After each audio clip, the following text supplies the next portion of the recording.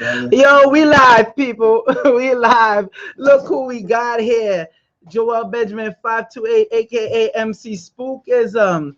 We got the one, the only Baba. I see your signs, but I'm gonna get mine. Ashra Black Power. crazy.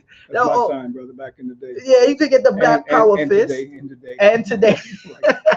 You said back in the days, they're about to say, so you don't do that no more, yeah, we Baba? still do it, brother. I'm just saying I came back from the day. No, all right. Give the man a hand, people. Come on.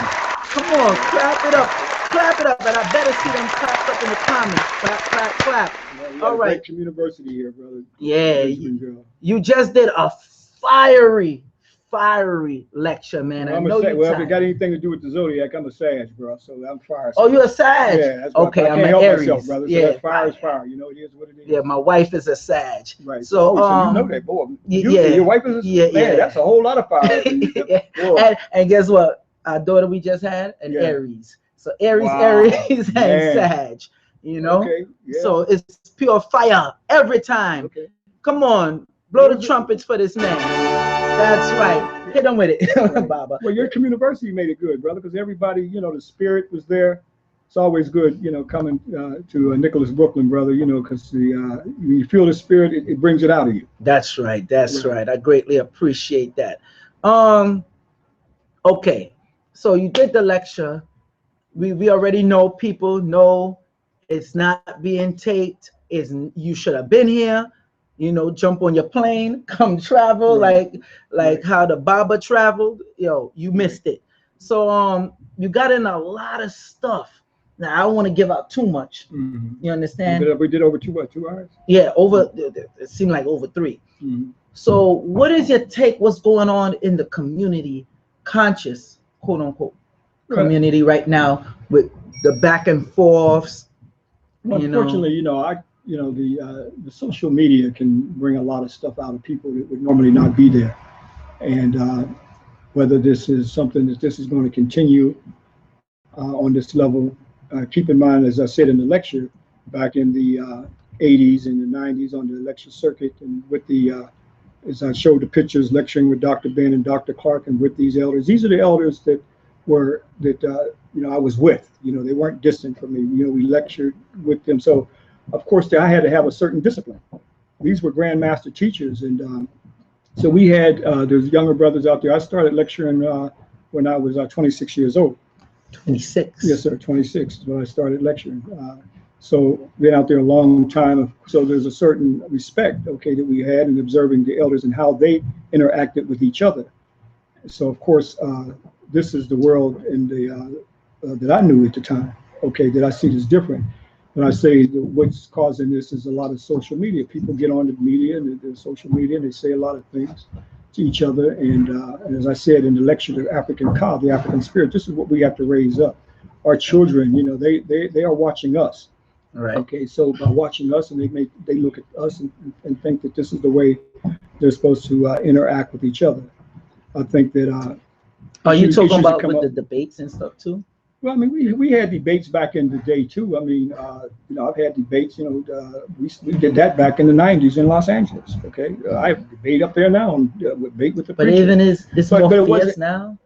But it wasn't on the level of us, you know. Again, as I said, disrespecting each other's Ka. Okay, that's the African word for the African middle nature for the spirit. Right. You know, and cursing each other out and stuff. We can come together and disseminate information for liberation. That's what it should be all about. Right. And bring the information forward. And let the people decide for themselves, but making it into, you know, just calling each other names and all this kind of stuff. That's, you know, that didn't happen back during the time when we were doing these types of things. And I don't think it should happen now. Okay. Again, we have to understand this technology. This technology is such now that the smart TVs, white folks got this in their living room, and they can be entertained by us desecrating each other. This is how we have to look at the big picture, and the world looks at it. And above all, as I said before, our children look at it. We have to start institutional building. And institutional building cannot start with us trying to desecrate each other. My children went to a black institution. All right. Keep in mind that my children, when they were children, imagine social media, and they see me on the TV, on the social media, you know, calling names that other brothers and sisters, how would they give me the respect? Okay, You won't get none. right. They're going to come up disrespecting not only me, but they may end up disrespecting other black folks because this is what they see.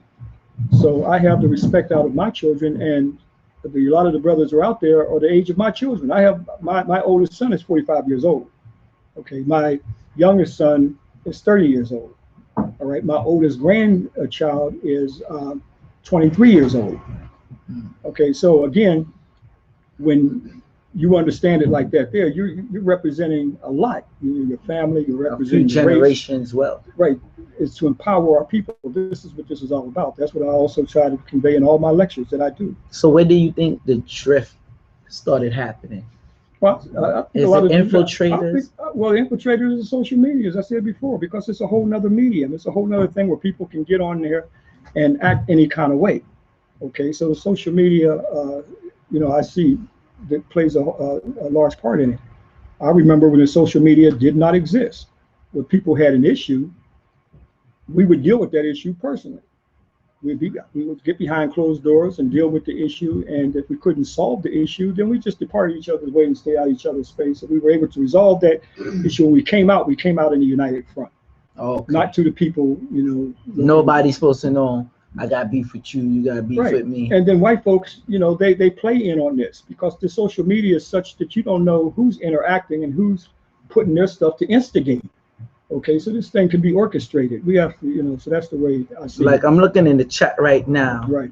And Freen, or however you pronounce your name, so can he read Metrunetta? Obviously, you don't know who this man is. Well, you're asking a question like that. Well, the Metrunetta, I have to take a humble approach to this. If somebody said, "Can I read the Metrunetta?" I showed the temple, brother. Right. All that Metrunetta on there. I'd be egotistical maniac to think that I can read all of that. Yeah, but you could read it. But there's concepts in there that I know that I can read. Okay, there's concepts of my interest. Okay, in terms that I wanted to see where the biblical terms came from. So I started to study Metrunetta from that point. So when we look at terms like Sarah, okay, son of God, that ended up in Christianity. Septepenra. This is where Jews get God's chosen children from. Terms such as this are very important, I feel, in terms of studying the Metrunetta and showing the connection of how they took various concepts and instituted it in biblical writings and so forth. There are those who study the Metrunetta, okay, Dr. Chekan Diop and Theophil Benga. This is what they specialized in. And there are others who are out there, and Raketi Wimby. They specialize in this. As I always say, when we look at ourselves, imagine a mirror, and we look at ourselves in the mirror. Can you see your face? But if someone knocks that mirror on the ground, it breaks up into many pieces. Is that right? But if I take one piece and pick it up and put it up to my face, can you see your face? No. No, because it's a small piece. We all have a piece depending on what your interest is. Great analogy. Okay, so when we see somebody else studying a particular area, respect them. If one is not studying that and that person is studying that, then respect them as long as they're taking that piece and putting it together to put our image back together. As Dr. Clark said, peace be upon him. Okay, take what you do best and do it for our people. That's what this should be all about. So people who specialize in certain areas, that's what they do.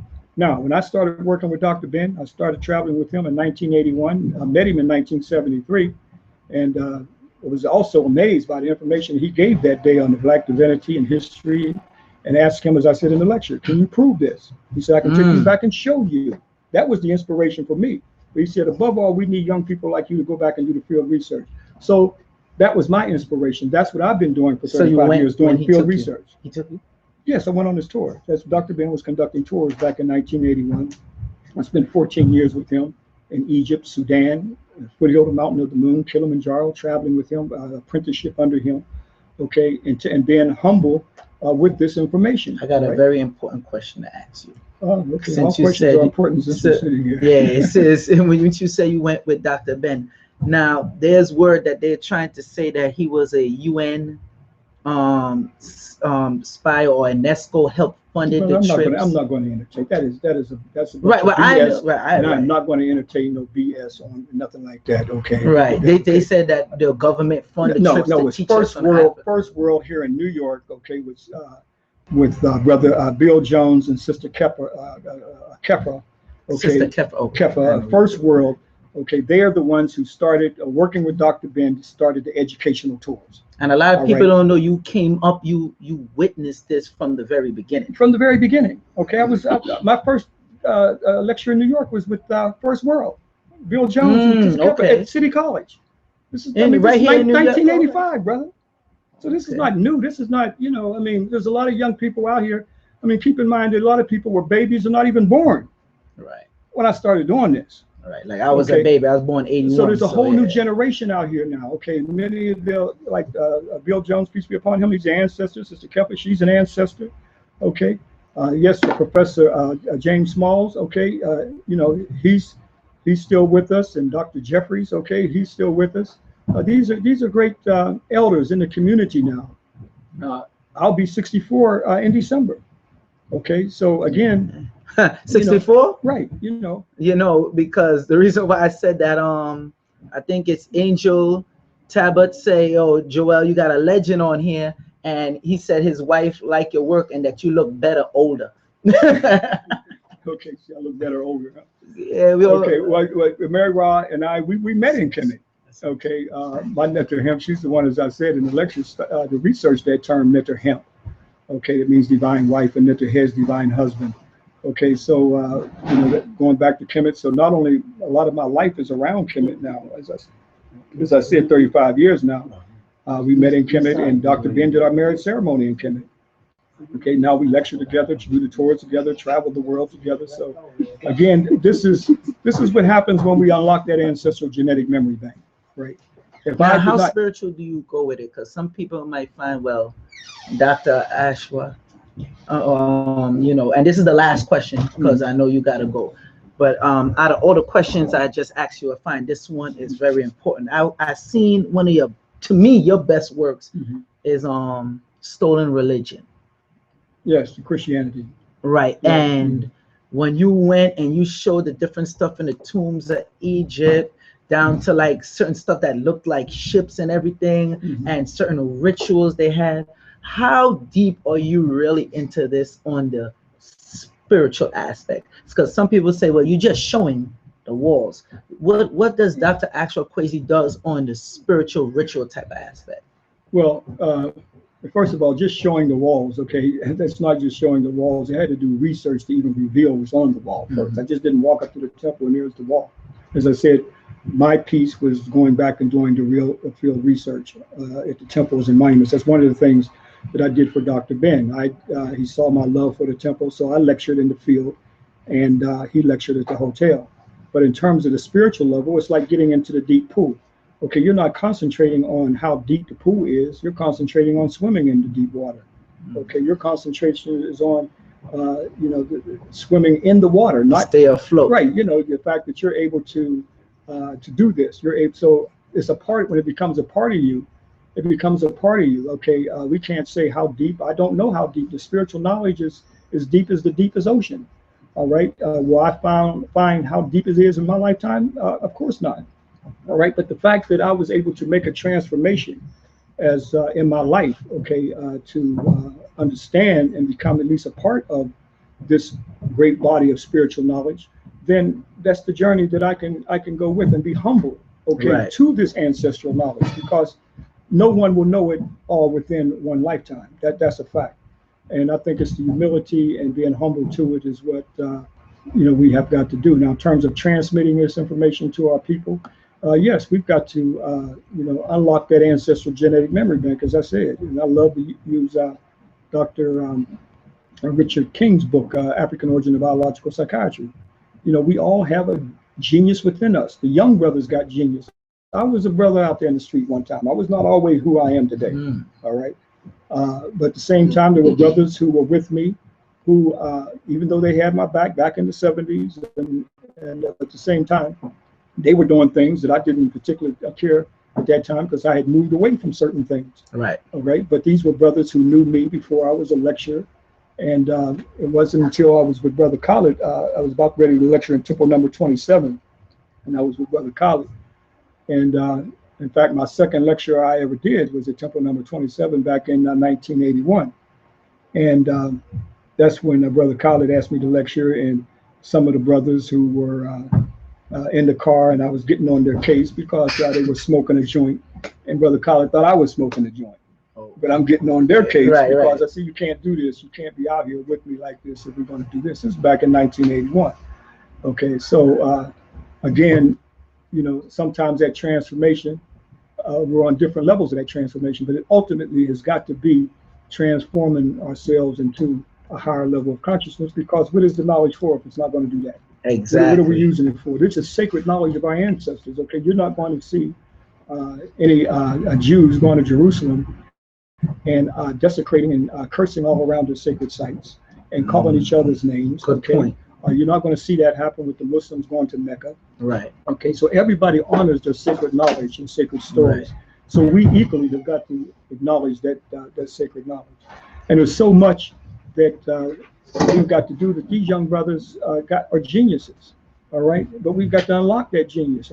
If someone told me, as I said in the lecture, that I would be doing this back in the 70s, I would have a hard time believing it because of the level of my consciousness. Right. If they told me that I would take hundreds of brothers and sisters back to Africa, that I would travel the world, all right. So I've traveled many places. I've lectured as far away as Japan, and in different places, Canada, Caribbean, been a lot of places. Okay, take hundreds of brothers and sisters back to Africa. Hold on, Doc. So gotta stop you. Gotta stop you, because I know we gonna give them. We gonna do one next time on a stream. When you at home and whatnot, you had a long one. Yep. We ain't gonna give too much. I know the room about to tear me up for this one. Well, let me tell people. I know you gotta go. It was a great lecture, and we were here since 5 o'clock. It's now 11:20 now, and so now you're catching me at the low energy. But I'm honored to be here with Joel Benjamin and here at the Nicholas Guard, Brooklyn, for this African Community. So we will do it again. And we'll put more information and knowledge about it. But above all, we've got to have an African unity. We got and dissemination of information for liberation. That's what this is what this is all about. We've got to think about the future. All right. The most precious thing that we have, is more precious than all the riches of the world, is time. And we're all going to go through a Kepara transformation. I'm adjusting to it mine right now, and that's being an elder, coming into the elder. I was about to say, I'm looking at your screen, and I'm looking at myself. I don't see how gray I am until I look at the screen. And this is a damn good camera, too. But I'm still in great shape. My donation to the brother. That's a donation. Oh, something, brother. Brother Rich gave a donation. That his video. Why do the African reciprocity so I can give you something? In the year, what was that? That was the year 2000. I seen some of your material. I think it was the African origins of Christianity, and that led me on my path. Religion. That led me on my path. Brother, let me get, so I want to thank you for putting in the work. That's what my objective is. Though I couldn't get it from you directly at the time, it did inspire me, and it led me on the path, and now I got a media platform. So I wish I had some hundreds on me. I would have gave you that. But listen, he accept credit card. Now we're going to put Brother Rich on the spot. He accept credit card. Now that's what it's supposed to do. That let me know that I'm doing the right thing. Yeah. Okay, the fact that I was able to transform, just like Dr. Ben transformed me, Dr. Clark, Dr. Khalid Abdul Muhammad. I knew him as Rashidin back in the day. Hold on, before you leave, tell the people where they could donate to you at. Donate or support. Okay, Kemet Nu, that's KEMETNU.com. That's my website, or my email at kemetnu at sbcglobal.net. Okay, and or you can just call us directly at 214-371-0206. And we'd be happy. We don't work in the system. We're totally independent. Again, totally for years. Yeah, for years. Dr. Ben told me many years ago, Kwesi, to keep your tongue free, make sure that you free yourself from the system. So I've been out of the system for 3 decades now. That's right. Right. Mm-hmm. And I want to thank you again, because I know you don't do this often. People, y'all heard it here first from joelbenjamin528, aka MC Spookism. Give this man a hand. Y'all trying to fill up the rooms now. Y'all too late. It's too late. The man gotta go. But we will do this again. Clap it up for him. All right. Baba, Ashra, Kwesi, contact this man. Yes, sir. All right, Brother Joe. Okay. Strong.